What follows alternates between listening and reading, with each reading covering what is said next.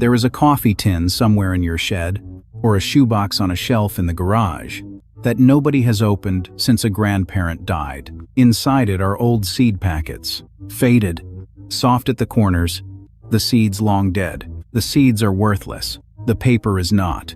10 of these packets carry real money, some into the hundreds and a few well past that. And one of them is the most recognized name in American gardening, sitting in millions of sheds, worth about $1. What decides it is not the picture on the front, and it is not the age. It comes down to how many were printed, who they were printed for, and whether anybody thought to keep one instead of tearing it open. These were designed to be thrown away. Survival is the whole reason any of them are worth anything. So go and find that box. 10. The shaker packet. Small, rectangular, and almost aggressively plain. Heavy block type, no illustration at all. Or perhaps a thin ruled border. The paper a dull cream or pale blue. Everything else in the box has flowers on it. This one looks like something a printer produced under protest. That plainness is what people walk past, and it is the reason to stop. Read the bottom line. You are looking for a community name. Mount Lebanon, Canterbury, Enfield, Union Village, Waterfleet, Alfred, Sabbath Day Lake. Sometimes just 2 initials, because the deacon's initials went on shaker goods as a mark of the maker. The Shakers effectively invented this object. Their communities were selling garden seed by the 1790s. They were the ones who first put seed into small paper envelopes for household buyers, and they built the store display racks. The whole trade copied after. Every seed packet in every hardware store descends from a decision made by a religious community in upstate New York. 2 separate groups of collectors want these, which is what lifts the price. Shaker collectors buy anything the communities produced. Garden ephemera collectors want early American seed paper. When both are bidding, a good genuine packet runs into the hundreds. Your test tonight. Look at the type first, because early shaker packets carry no color printing whatsoever, and then read every line for a place name. Watch the paper too. It should feel soft, slightly furry at the edges, and the printing should sit into the surface, rather than on top of it. And know the trap before you get excited. Reproduction shaker packets exist in quantity, made for museum shops and gift trade, and they turn up in auction lots, sitting right beside genuine material. 9. The store overprint. A perfectly ordinary packet at first glance. Same flower illustration you have seen a dozen times. Same variety name, same planting instructions on the reverse. Somebody's grandfather bought it, put it in a tin, and it has sat there ever since. Then read the very bottom edge, the line most people's eyes skip entirely. There may be a store name printed there, not the seed company. A hardware store, a feed and grain, a general merchant, with a town and a state after it. Something like a farm supply in a place of 1,100 people that closed in 1962. Here is what that line represents. The large seed houses printed generic packets by the million and sold them to retailers, but they also ran short custom jobs with a store's name added to the plate. Those runs were small, a few hundred packets, sometimes less, for one shop in one town for one season, which creates an odd competition. Ephemera collectors want the packet as printing. The County Historical Society wants it as the only surviving trace of a business that has no photographs, no letterhead, and no sign left anywhere. Local advertising material for vanished small-town businesses gets fought over harder than most people expect. Your test tonight. Take every packet out of the box and read the bottom quarter-inch under a lamp, because that overprint is often in the palest ink on the whole packet. Then look up the town. If the store is gone and the town is small, you have something a museum 40 miles from it would very much like to see. And the loss on these is quiet and constant. A dealer buys a box lot, sorts by picture quality, and prices the plain-looking ones at $1, because nobody read the bottom line. 8. Rice's Seeds, Cambridge, New York. Some packets in that box will not be rectangles. The paper is cut around the shape of the thing printed on it. The curve of a melon, the outline of a flower head, a scalloped edge that follows the illustration instead of ignoring it. Colors are deep and slightly out of register, and the surface has a faint sheen. Jerome B. Rice ran a seed house out of Cambridge, New York, from the 1860s onward, and the company put serious money into printing. Die-cut shapes, heavy color work, gilt in places, understanding why matters more than the name. Seed companies of that era were fighting for shelf space, in general stores, against every other seed house in the country, and the only weapon available was the packet itself. So the packet stopped being a container and became advertising, and the arms race that followed produced the most elaborate printing ever applied to something meant to be torn open in a garden, which produces the survival effect this whole video runs on. A plain packet gets ripped and binned. A gorgeous die-cut one gets kept, put in a drawer, stuck in a scrapbook. Some of these survived precisely because they were too nice to destroy. Your test tonight: feel the edges of every packet. Anything that is not a plain rectangle deserves a second look, and a cut that follows the illustration rather than the paper is the signal. Then tilt it under a lamp and look for gilt or embossing catching the light. And the condition rule that decides the money here. These lived in scrapbooks, which means glue. A packet with paper loss on the back, where somebody peeled it off an album page, loses most of its value, however perfect the front looks. 7. Card Seed Company, Fredonia, New York. Somewhere in that shoebox is the prettiest packet you own. Rich color, a lithographed vegetable or flower rendered with genuine care, the printing crisp and layered, and it looks like it belongs in a frame. I have to slow you down here, because this is where nearly everyone in this hobby gets caught, and I would rather you heard it from me than found out at a table. Card seed packets are worth about $2. Not because they are poorly made, they are lovely, and they are genuinely old. The problem is what happened in the 1970s, when more than 1 million unused card seed packets were discovered sitting in a warehouse. Never sold, never filled, never opened.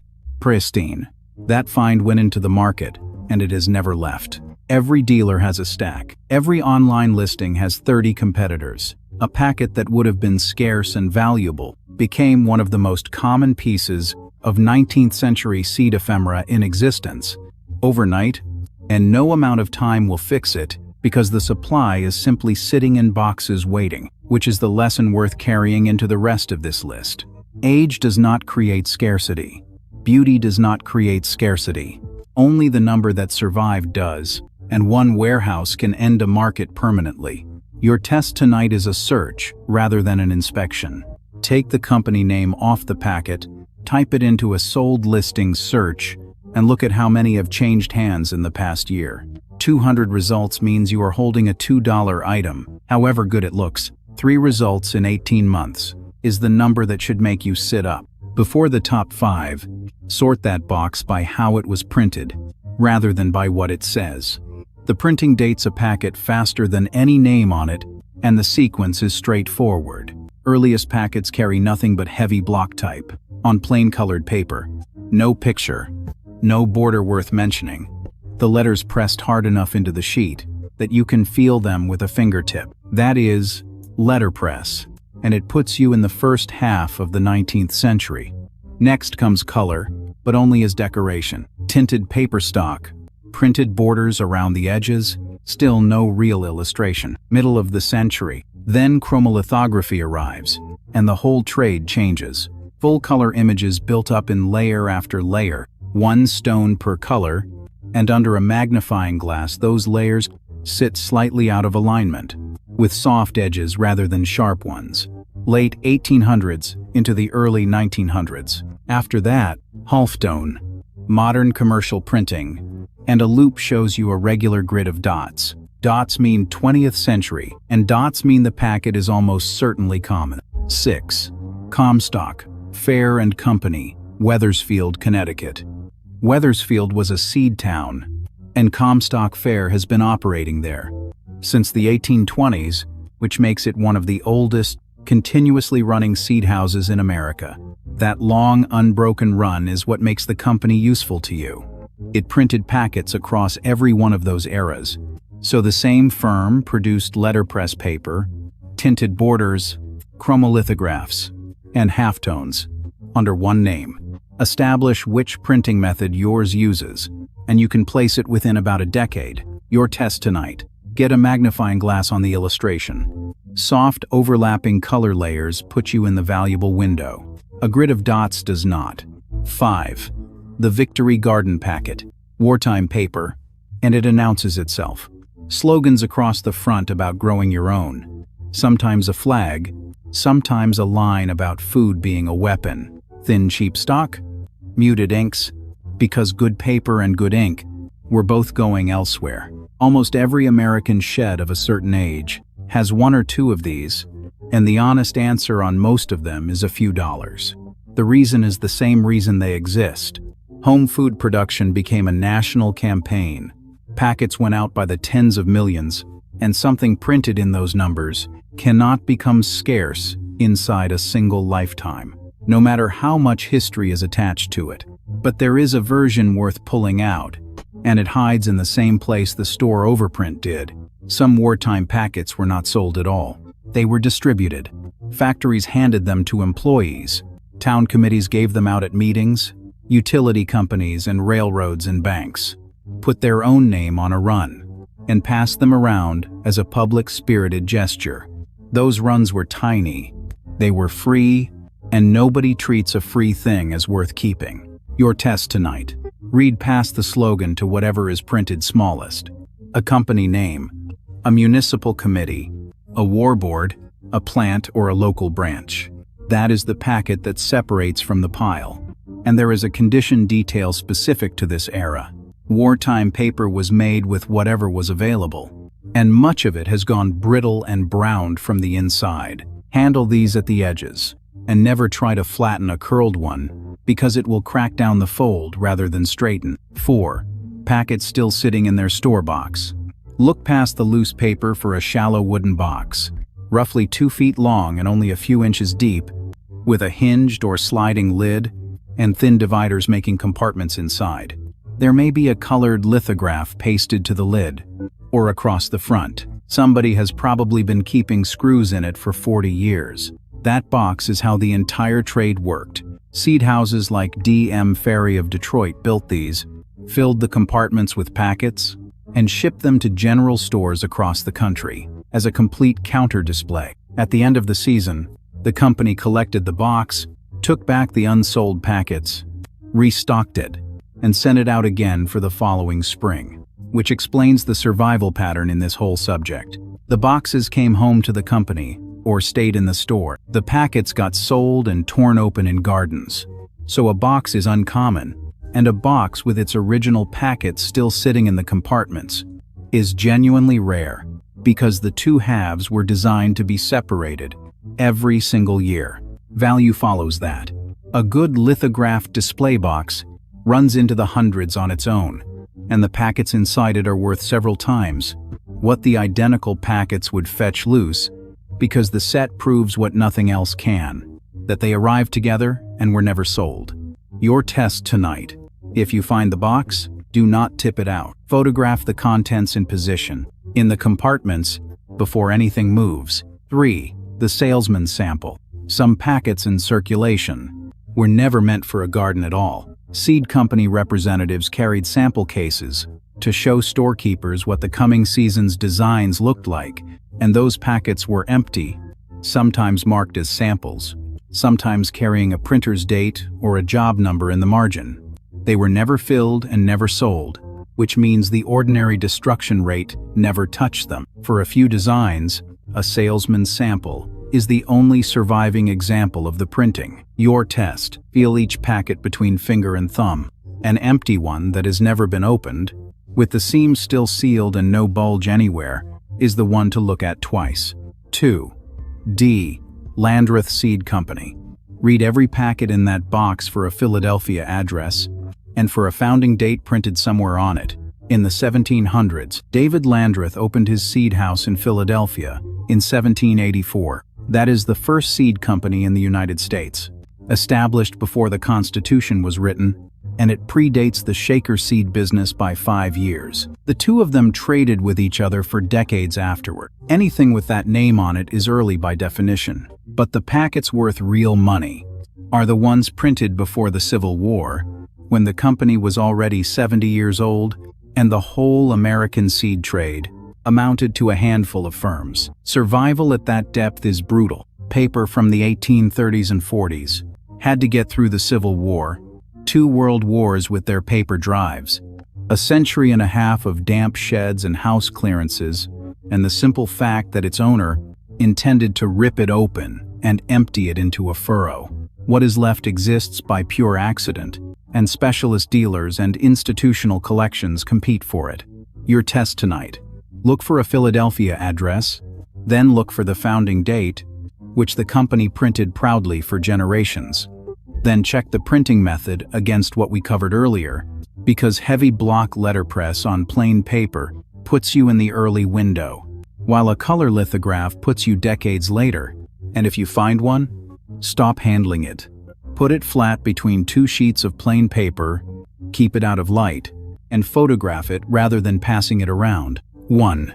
And it is in almost every shed in America, which is precisely why it is here. Burpee. W. Atlee Burpee started in Philadelphia in 1876, and the name has been printed on seed packets continuously ever since. Your parents bought them. Their parents bought them. There is a rack of them in a hardware store, somewhere within 10 miles of you right now. An ordinary vintage Burpee packet is worth about $1. Tfo.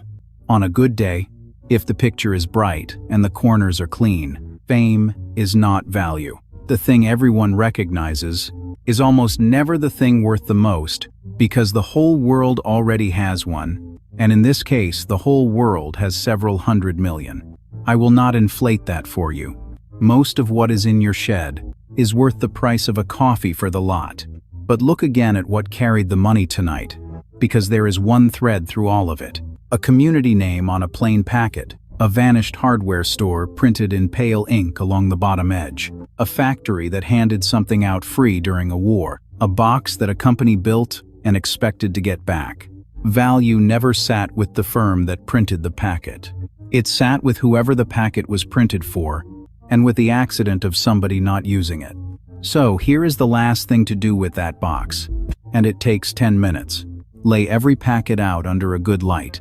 Read the bottom line on each one before you look at the picture. Then feel the paper, and hold the loop over the illustration, and sort them by how they were printed rather than what they show, because the front of a seed packet was made to sell you something, and the bottom edge is where somebody wrote down who they were. Everything worth money tonight was plain, faded, easy to skip past, and all of it survived by mistake, because these things were built to be torn open and thrown away, and almost every one of them was. If this sent you out to the shed, do me one small thing and like the video. It tells me to keep making these. And if you are not subscribed, that is where the next one lives. Then tell me down in the comment, whose shed did your box come out of? And what town were they gardening in? I read every single one. Last thing, and I mean it, do not sort that box into a keep pile and a bin pile before you have read every bottom edge. Number 9 is the one most likely to be in there, and it is the one nobody ever looks at.